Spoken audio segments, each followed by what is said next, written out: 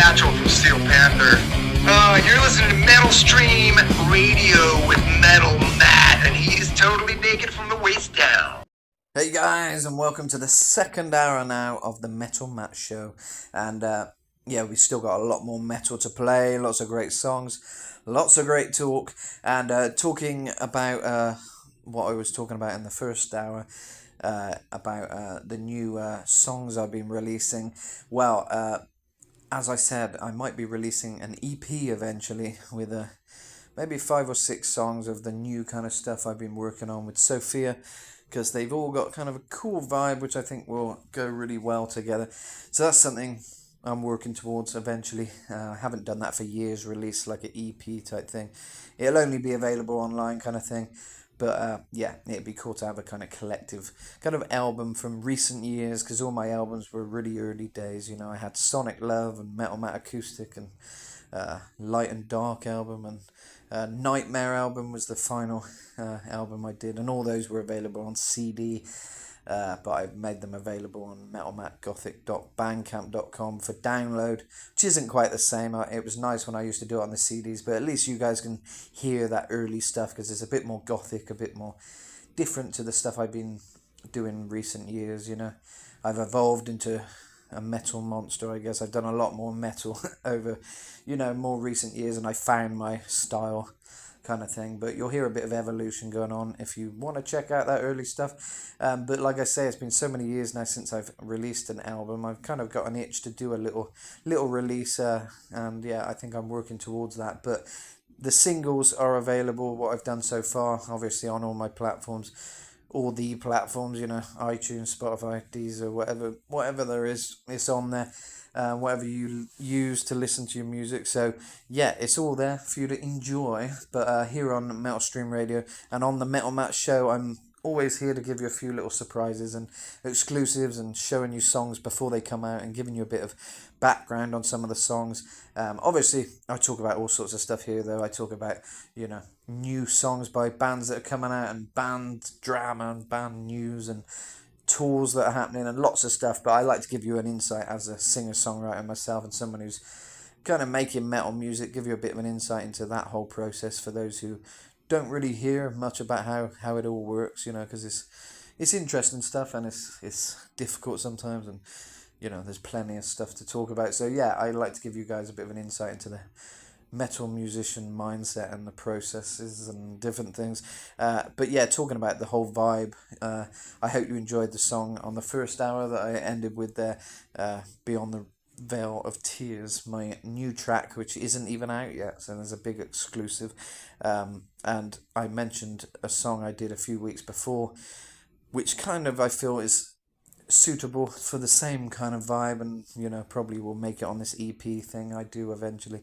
So I thought I'd play you that one, Let's Change History, which is another recent one. And I'm loving this kind of new sound at the moment that I've got going with Sophia, who I collaborate with, and kind of she's coming up with this cool music, and we're kind of on a good thing at the moment. I feel it's just unique, it's different to anything I've done before this, which is always great. It's always great to kind of reach a new progression, reach a new vibe, and a new kind of adventure, and what's the word? I can't think of the exact word I'm looking for, but a new challenge. I think it's challenge I'm talking about, a kind of a challenge for me to try and make something new, because everything's been done in music and metal and everything, so if you can kind of do something new, and certainly new for the stuff that I usually do, I feel that's good.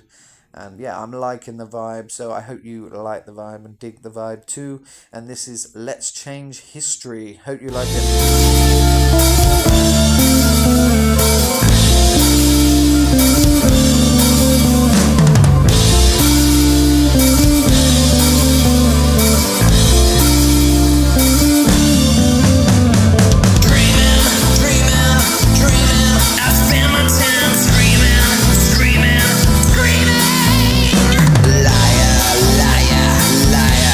World's on fire, fire, fire.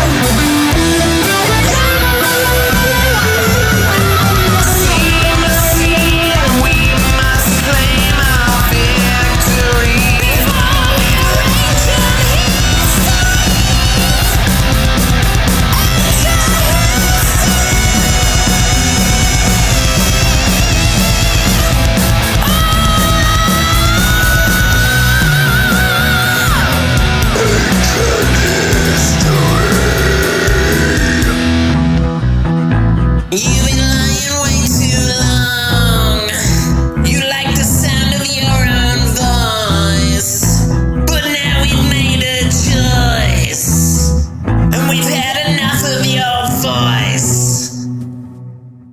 There we have it. Let's change history. And now for the rest of the show, I'll be playing some great tracks that you all know and love. But it's good to introduce you to a few newbies of mine and few new songs because, yeah, I think they're pretty rocking, and I hope you do too.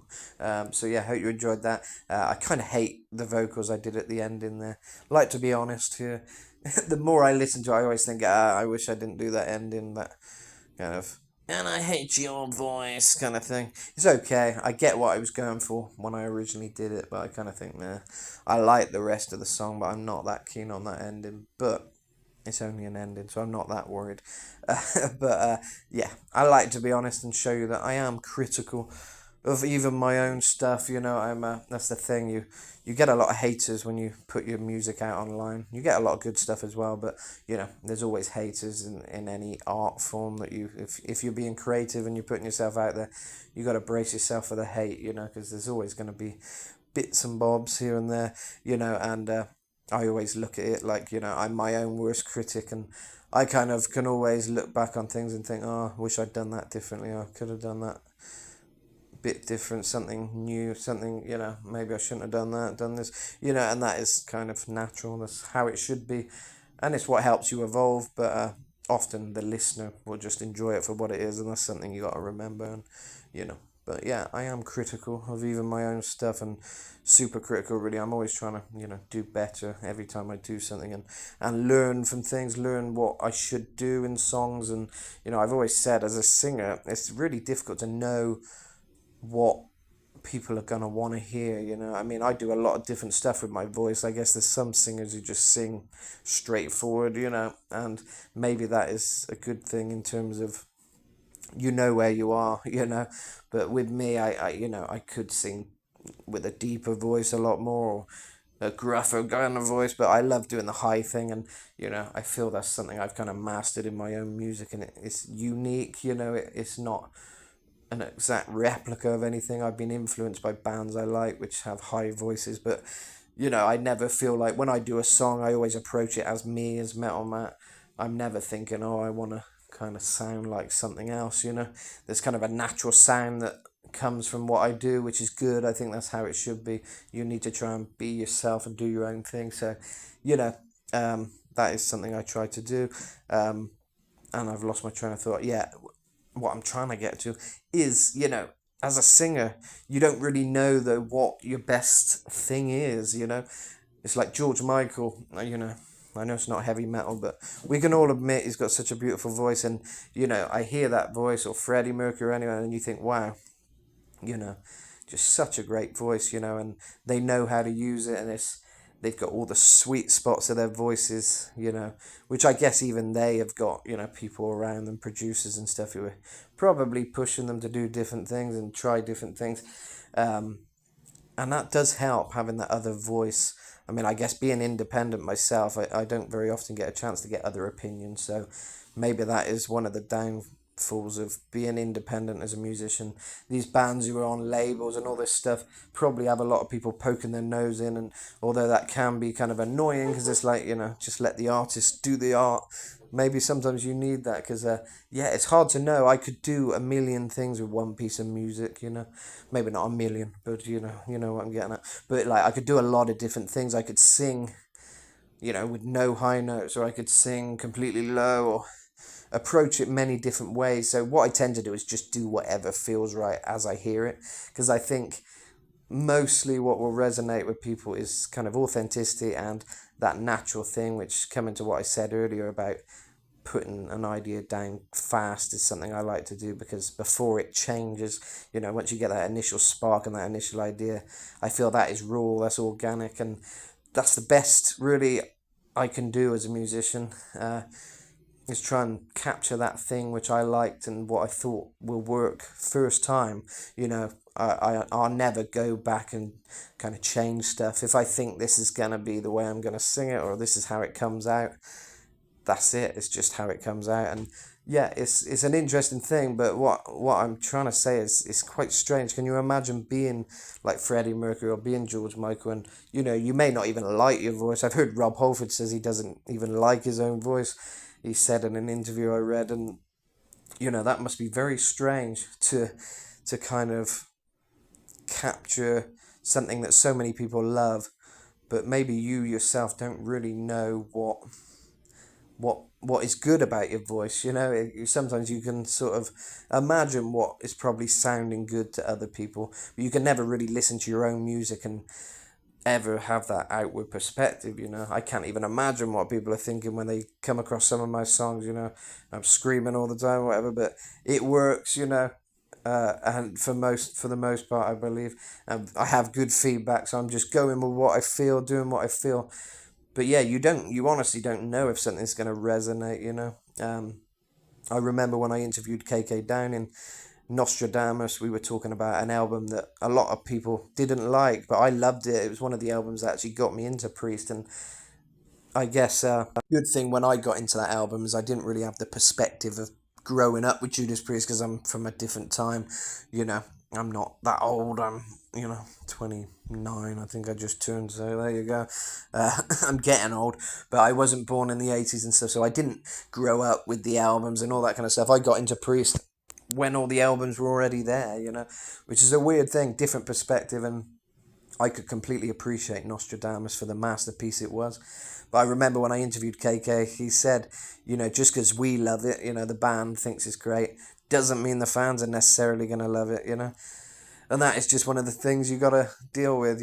But he did say that, put it on in a long car journey and appreciate it, kind of thing. That's when you'll really enjoy it, when you're on a long journey and you can listen to it in its entirety, which I agree is one of those albums you got to just sit down and play through, which I think a lot of people don't do these days. That's probably another reason that album wasn't as successful, because most people are just on Spotify flicking through loads of songs, and you don't really want to single out a song on Nostradamus. It's about the journey it takes you on, and each song leads into the next, and it's a concept album, so it's a different kind of thing. It's something that maybe back in the day people had time to play the whole albums, and that is how they listen to music. But nowadays I think the way people listen to music has changed, and you know making a concept album might be a big ask for many listeners, but for me, I loved it. It's what got me into them.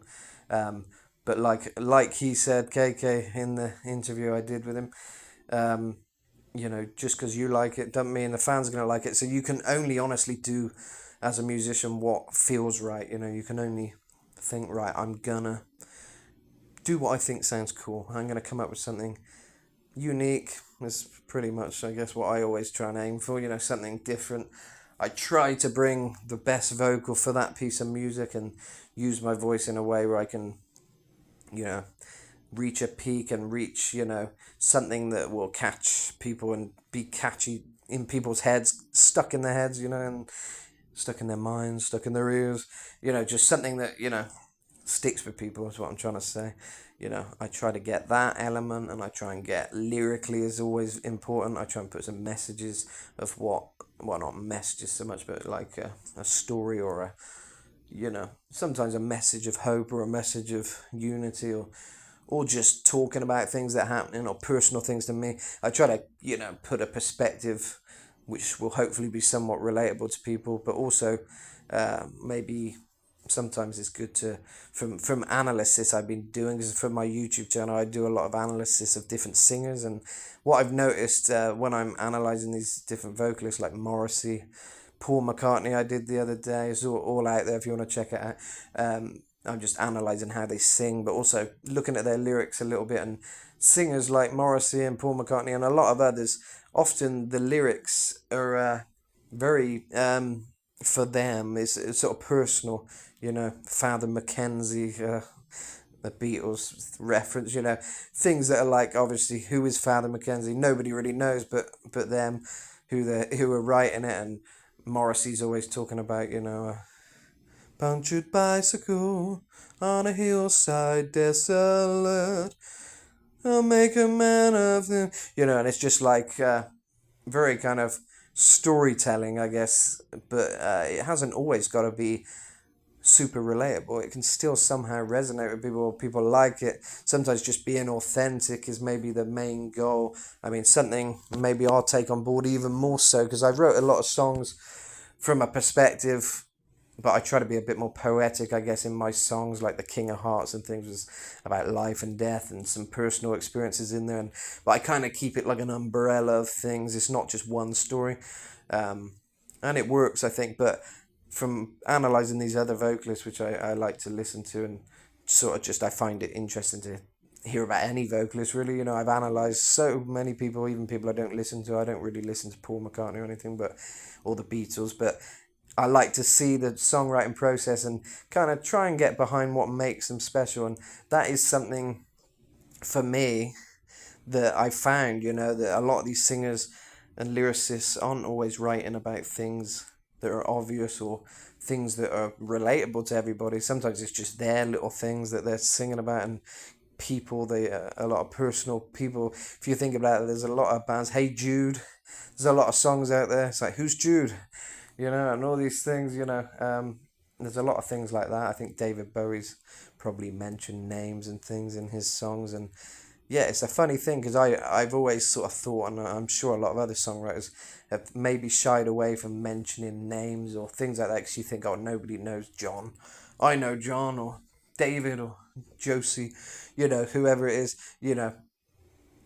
it's like sometimes if it's personal to you, or it seems too daily life. Sometimes if you think about it, things Morrissey and the Beatles sang about some of the time, it's very daily life, normality, punctured bicycles and very random things, but somehow that works, and I think it particularly works in the British thing, the British singers. I think, like the appeal of Harry Potter, and myself living in Mexico, everyone loves Harry Potter and they think it's how the British are, like, and it's like, I don't see it, it's like, I never liked Harry Potter really, and all that kind of stuff, and like, it's not relatable to me as a British person, but others looking on or from a different culture and things, I think a lot of people enjoy seeing little British concepts or British kind of daily life things that I guess aren't relatable. Maybe people like something that isn't relatable to their specific existence or their norm. Sometimes people want to hear about your norm, what's normal to you, and your existence in a totally different place or totally different life.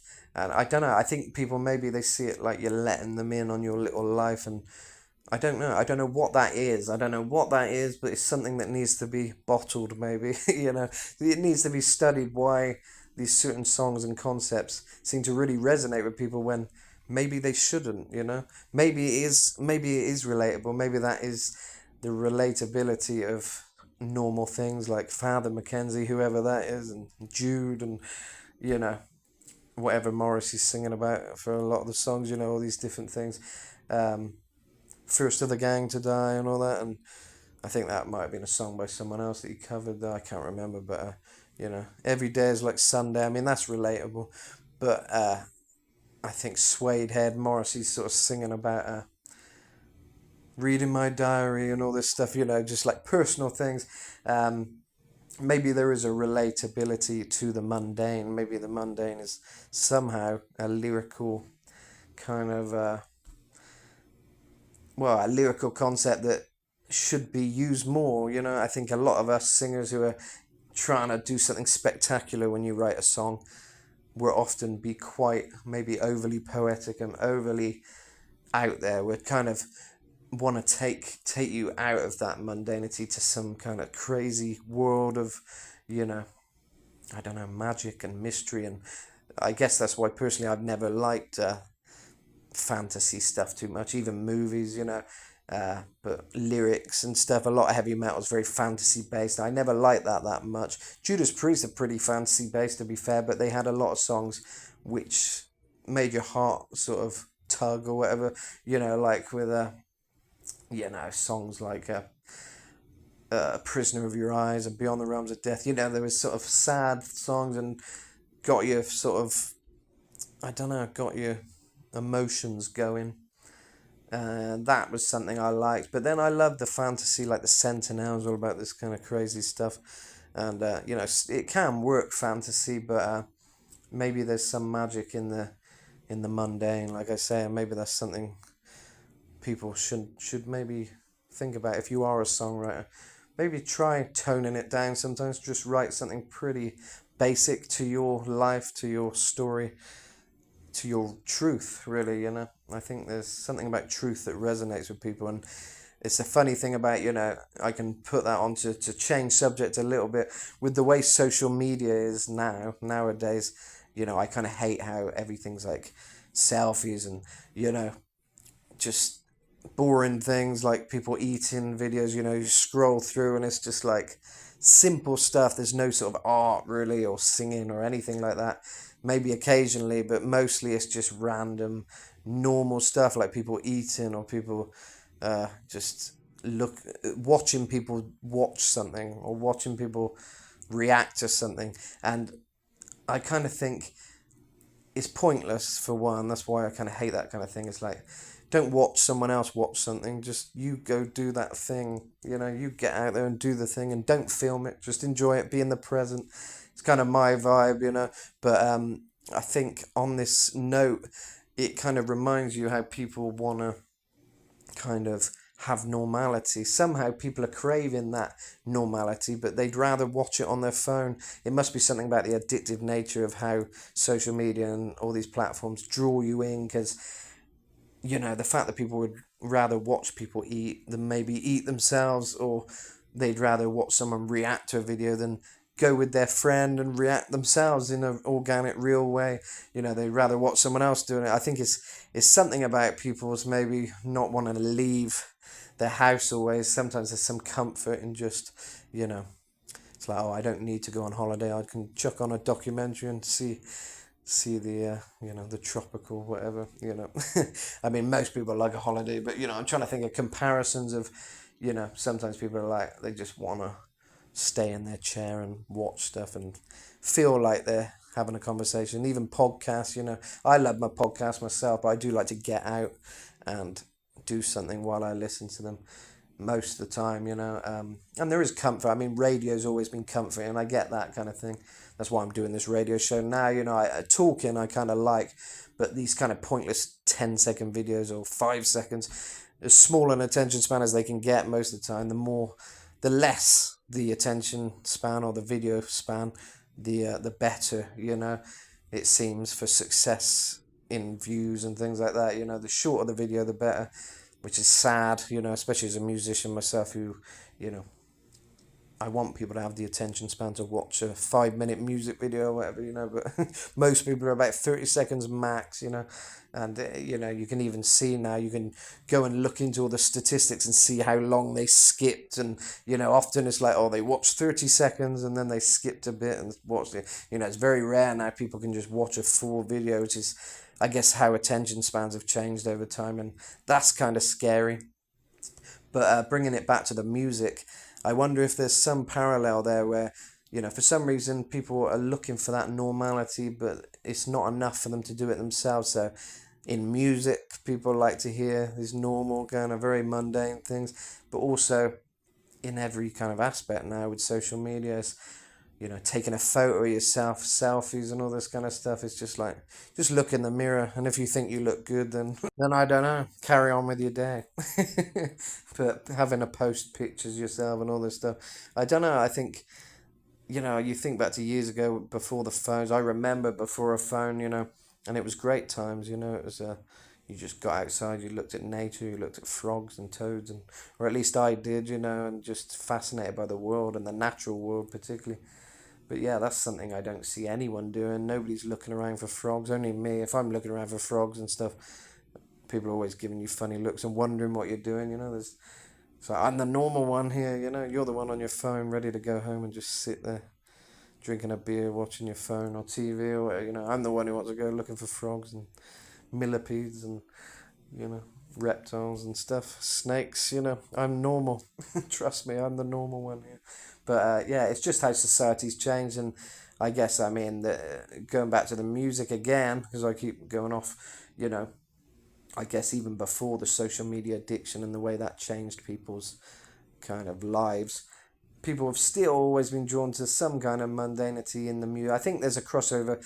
I think what the interesting thing is when singers sing about kind of mundanity, but they've got an amazing voice, or they've got these skills, this talent.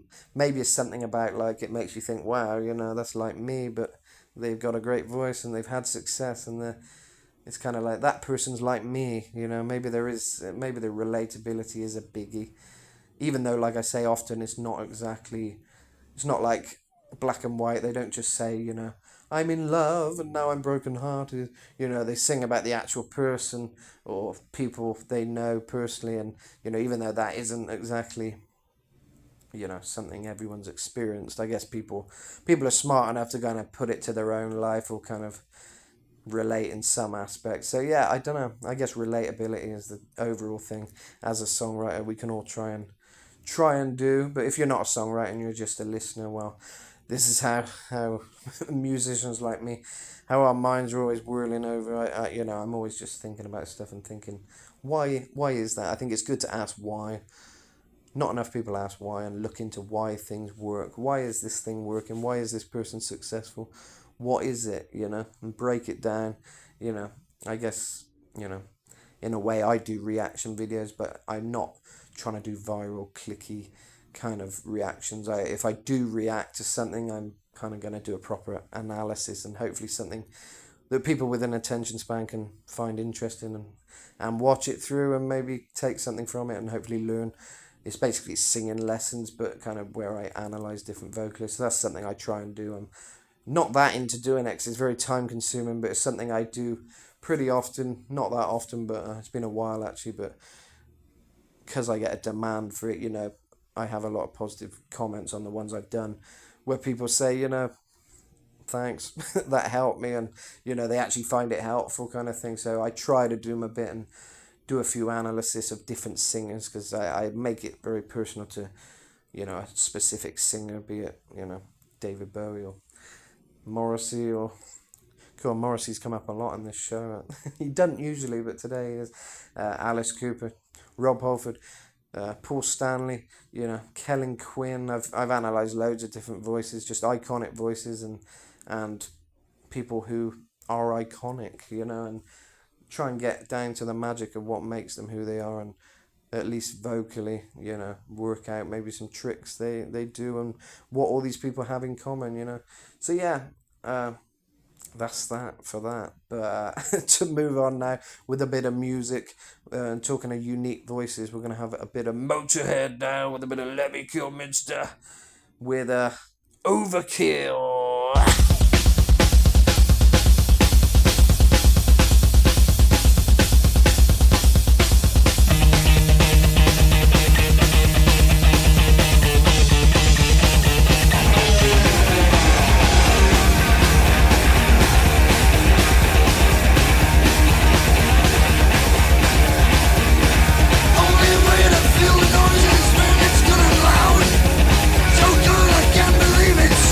With the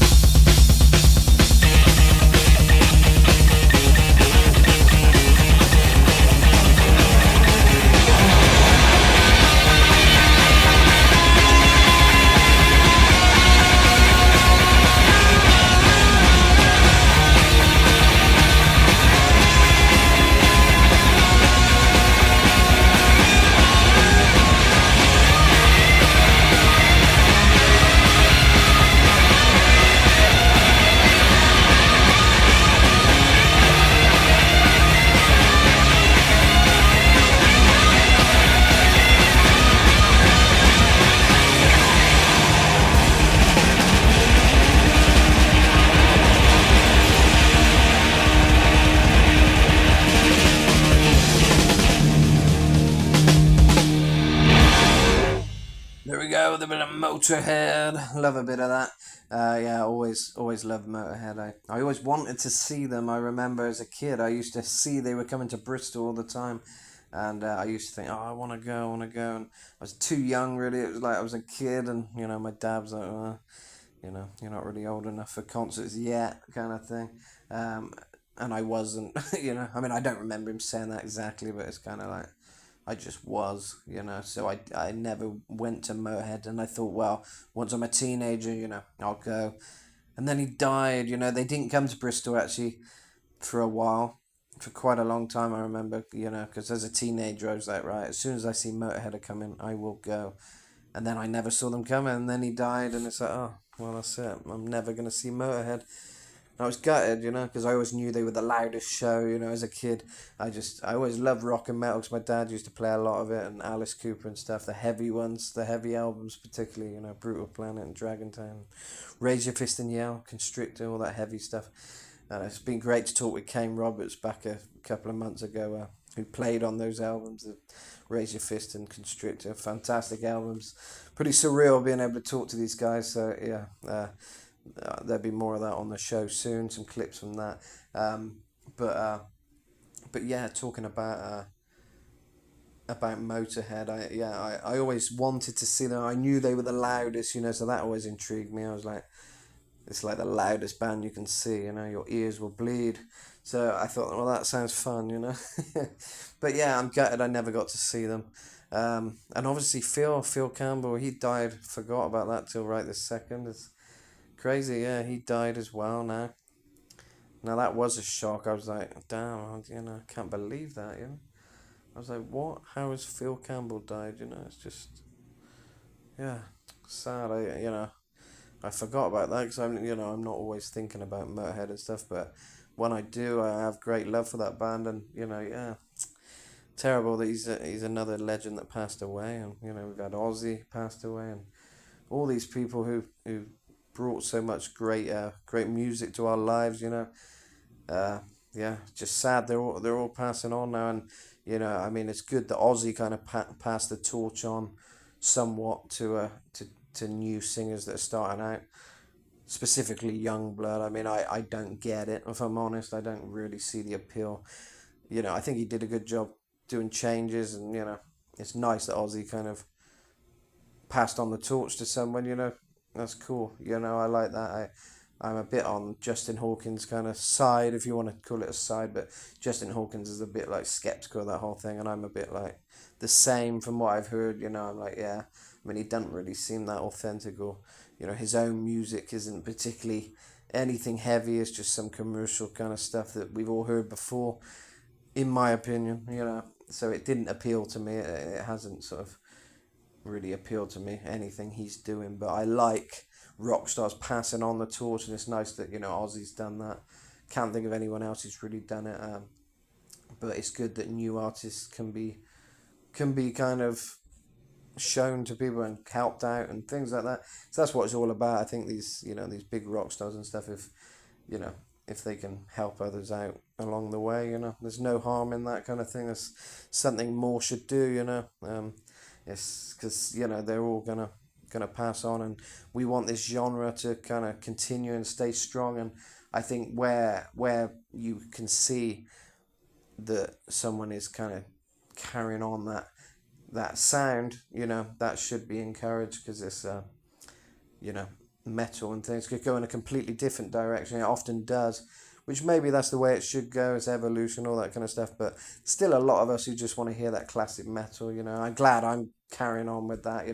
I'm purely classic heavy metal. I do experiment, and I do alternative sounds and some 80s kind of stuff, pop vibes now and again, but I do a lot of kind of classic sounding heavy metal, because that's the stuff I grew up on and I loved. And I think the more of that, the better. I think it's the best type of metal. I think the classic kind of stuff, it's great. Just great songs, great music, and it truly rocks. So yeah, happy to fly the flag for the classic heavy metal, and nice to see Ozzy kind of passing on the torch the best he could, and different things like that. It's good to see, good to see that people are trying to trying to keep the legacy alive and you know, keep things going. So yeah, that's something that's pretty cool. And yeah, Motorhead, love that song. Overkill, great drumming. I think that's Mickey D on that one, isn't it? Or maybe just the live versions. I'm not sure. Maybe the original Filthy Animal and all that. But yeah, I'm not sure. But I love that song. And talking of songs I love, I've now got another song that I love, and it's Grey Days. It's Chester Bennington, who you probably all know from Linkin Park, but he also had this other band, Grey Days, and I used to listen to this song when I used to cycle a lot, and it's a great song to cycle and be on your bike or your car or whatever, I guess. Anything fast. When you're going fast, this is a great song. Uh, don't go too fast, my friend. Something like that. Don't go too fast, but you end up going fast because it sounds so good. So yeah, I used to speed about on my bicycle, pretty nifty as a teenager, going around very risky kind of fast cycling. But I was quite like I say, nifty. I was pretty damn nifty on that bike. Haven't done it for years. I sure wouldn't be now. The stuff I used to do on that bike, riding up crazy hills and all sorts of stuff. But yeah, I'd be like speeding around everywhere. It was good fun. I remember good memories. And this song I'd always have in my earphones. Yeah, it's a little bit dangerous. I wouldn't recommend it, but I sure had fun. And yeah, this was a song I always used to play. But weirdly, I can only find this version of it. I haven't sort of ventured into this band in a big way, but I always loved this song. And I don't even remember how I come across it, you know. But I love it. I love Chester's voice. And this version, when I listen to it now, I can hear it's different to what I used to listen to. There's another version which I need to somehow find, because this one, I love this one. It's very close.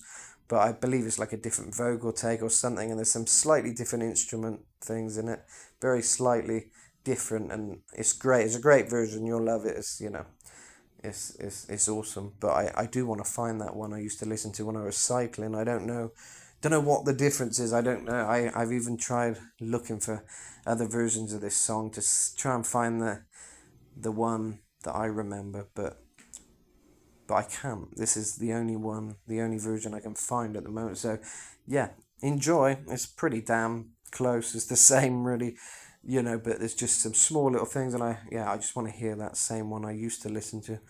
It was a bit more, maybe tighter, slightly tighter as a song, you know. I remember it being a bit more just tighter. This one's quite, I like it a lot, this version. Actually, it's a really cool version, but it's kind of a bit more, I don't know, maybe a bit more live vibe. I don't know. It's not live, I don't think, or anything, but I don't know. There's just something different there. But anyway, that's my problem. I'll find the one I originally loved. You know, sometimes you just want to hear that version of something that you remember. You know, maybe it's just my memory, but I remember just something slightly different. So yeah, I'll dig that out. I'll find the original. But this is the one. This is the version that seems to be out there as the main version, I think. I may be wrong, but I'm pretty sure this is like the main version of the song. And yeah, this is What's in the Eye by Grey Days. So enjoy.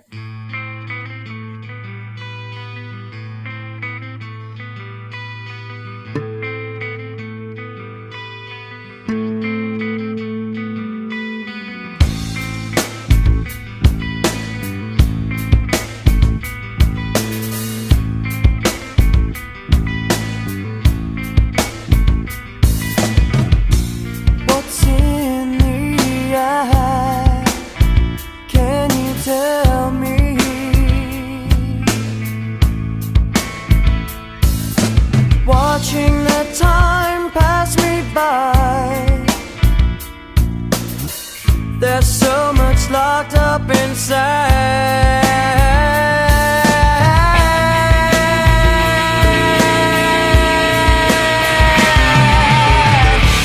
Don't go too fast, my friend, or you'll lose control. Don't go too fast, my friend, or you'll lose control.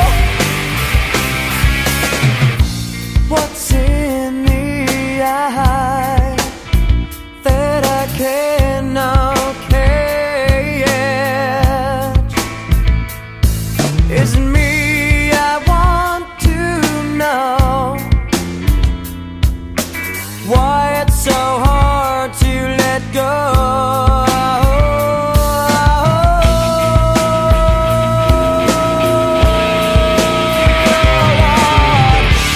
Don't go too fast, my friend, or you'll lose control.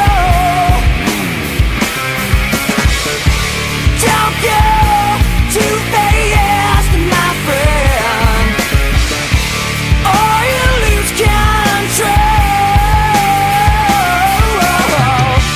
Don't go, then you go, then you go. No, no, don't go, then you go, then you go. No, no,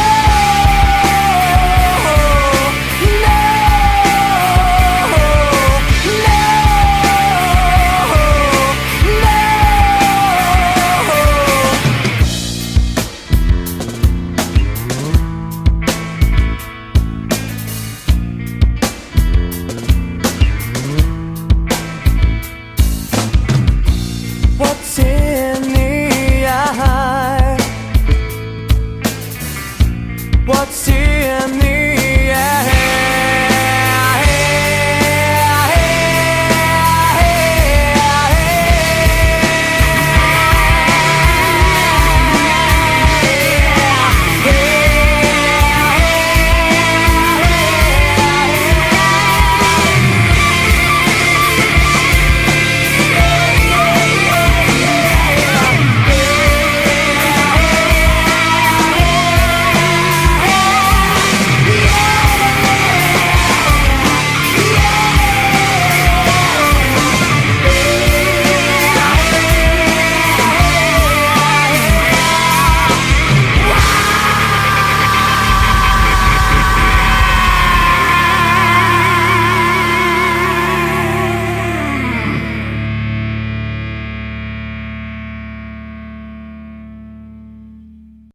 There we go. Hope you like that one.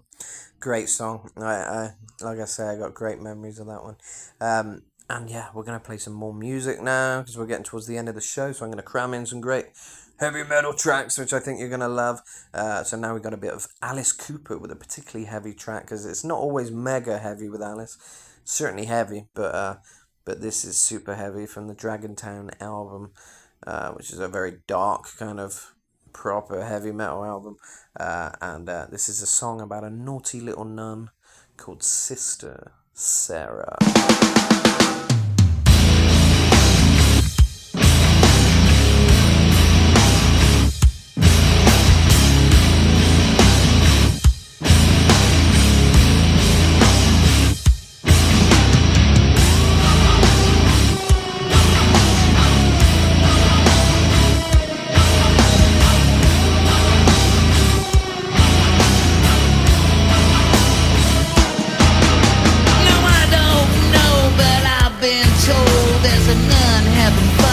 Lost her soul. She got cash, she got laid. Now she's dealing with me, and she gonna get paid. She got caught with the bishop, got caught with the abbot. Even Cardinal Sin tried to feed her habits. Now we get whores and pimps and skanks, but when your judgment came down, even we gave thanks.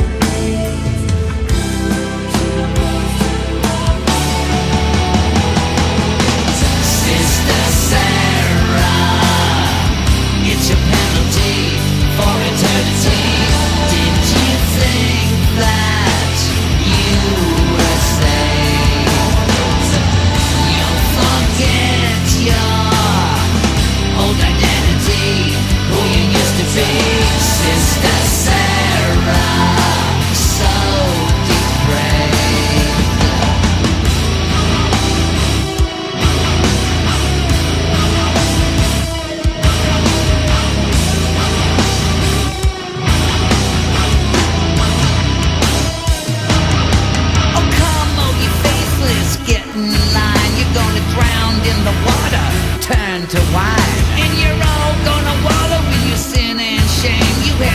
every opportunity to call his name. Don't look surprised, don't be in shock. You'll be a lovely little demon in my private stock. I'm just doing my job to pull you down, 'cause it's a one-way ticket down to Dragon Town.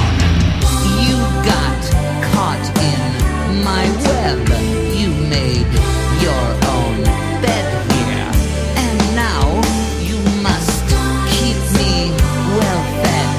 You're mine, too bad. You're here for me.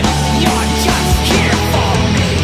Sister Sarah, it's a penalty for eternity. Did you think that you were saved? You'll forget your old identity, who you used to be. Sister Sarah, so depraved.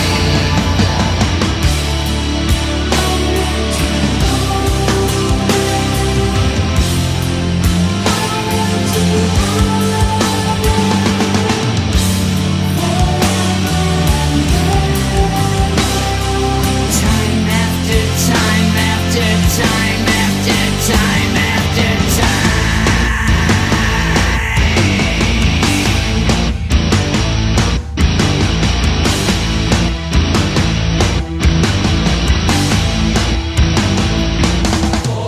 Sister Sarah, it's a penalty for eternity. Did you think that you were saved? You'll forget your old identity, who you used to be. Sister Sarah, so depraved.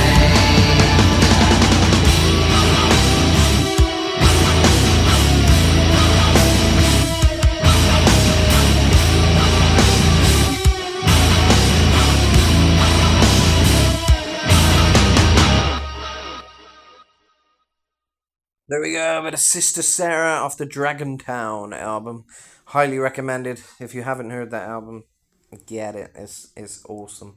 And now we're gonna go to kind of a black metal territory. This is Gal. You may know him from Gorgoroth and Godseed, and this one is Gal's Word. I think that's how you pronounce it. Gal's Word, Gal's Word, something like that. It's Norwegian kind of pronunciation, so I don't know exactly how you pronounce it, but I love the music. This is Root the Will.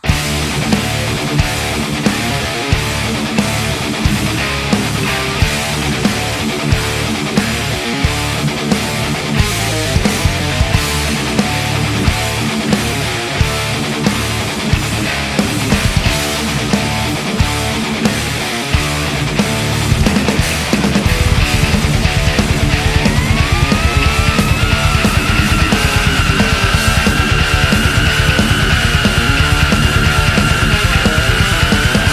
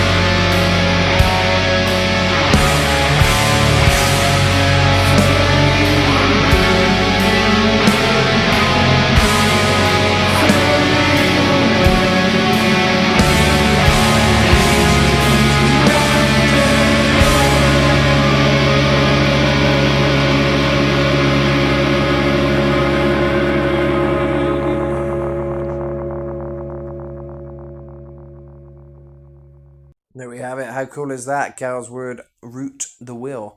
Yeah, love Gal. I'm hoping I'll be able to go to Norway someday and meet him in his gallery. A lot of fans seem to meet him in his gallery, and he's just such a cool guy. Always admired him and found him very kind of authentic. I'm particularly drawn to authentic kind of artists, who have that authenticity, like David Bowie, Alice Cooper, these people who are just very authentic in who they are, and Ozzy Osbourne, all these people who, aren't putting on a kind of a fake thing, always like that, where, true artists. So, he's someone I'd love to meet. Hopefully, if we can get to Norway, I don't know if I'll do it on this trip. I'm heading to England soon, so maybe if I can work it out, but I'm not sure yet. But anyway, we're coming to the end of the show, and I hope you've enjoyed it. I'll be back every Friday and Saturday, metalstreamradio.com. Very easy to find, so yeah, I'll see you next time, and I hope you enjoyed the show. Lots more where that came from, and lots more Rockstar interviews and things like that, so be sure you always tune in. Laters, bye!